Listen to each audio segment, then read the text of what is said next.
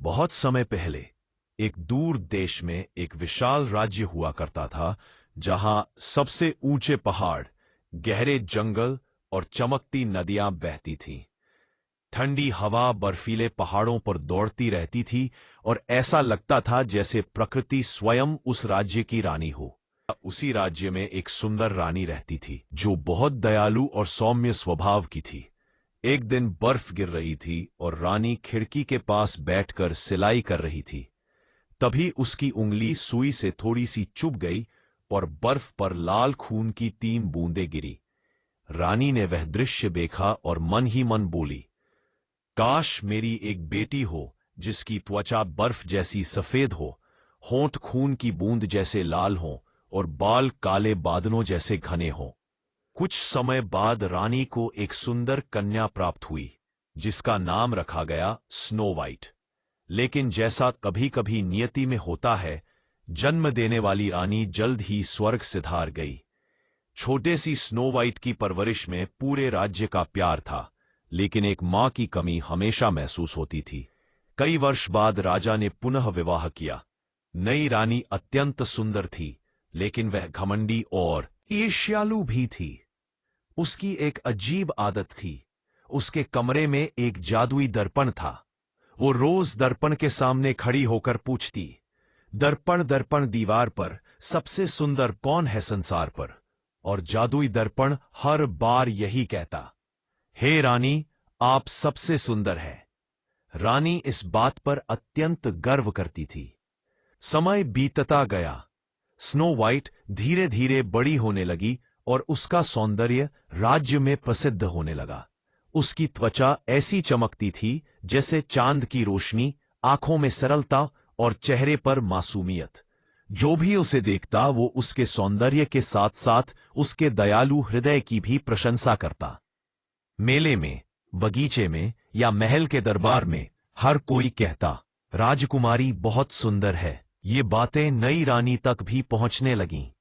एक दिन रानी ने फिर दर्पण से वही प्रश्न किया, दर्पण दर्पण दीवार पर, सबसे सुंदर कौन है संसार पर?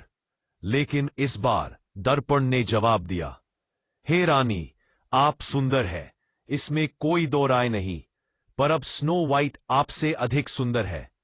ये शब्द रानी के हृदय पर वज्र की तरह गिरे।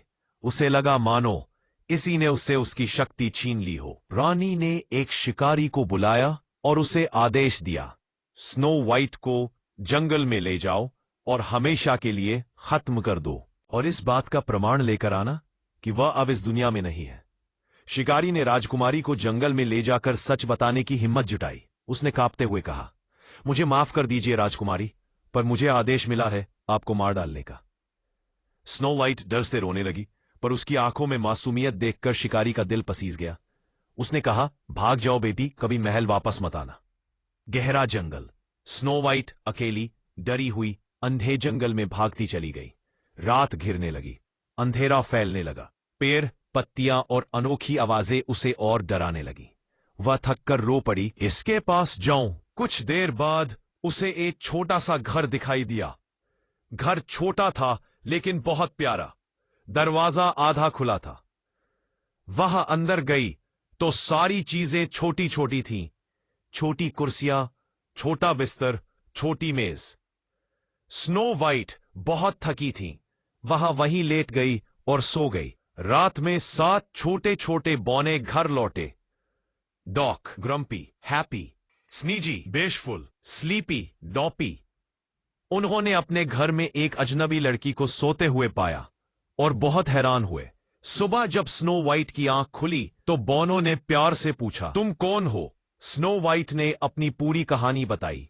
सातों बौने दुखी भी हुए और खुश भी, क्योंकि अब उन्हें एक प्यारी दोस्त मिल गई थी। उन्होंने कहा, तुम यही रहो, हम तुम्हारी रक्षा करेंगे। बेशफुल। स्नो वाइट घर साफ करती, खाना बनाती, फूल लगाती और बौनों के साथ हंसती रहती। जल्द ही वह परिवार की तरह रहने लगे और रानी को सच्चाई का पता चला। एक दिन रानी ने दर्पण से फिर पूछा, अब बताओ दर्पण, सबसे सुंदर कौन है? रानी जी, आप तो सुंदर हैं, लेकिन सुनिए, स्नो वाइट अभी भी जीवित है और जंगल में 7 बानों के साथ रहती है। रानी क्रोध से तिलमिला उठी।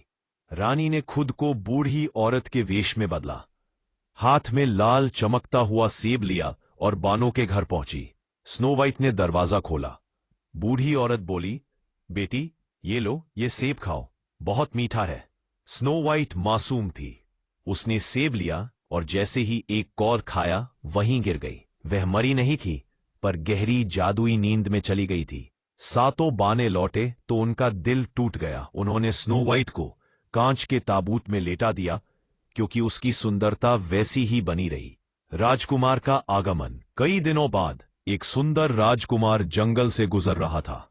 उसने कांच के ताबूत में सोती हुई स्नो वाइट को देखा और मंत्रमुग्ध होकर बोला, ये दुनिया की सबसे सुंदर लड़की है। राजकुमार ने स्नो वाइट को धीरे से चूमा।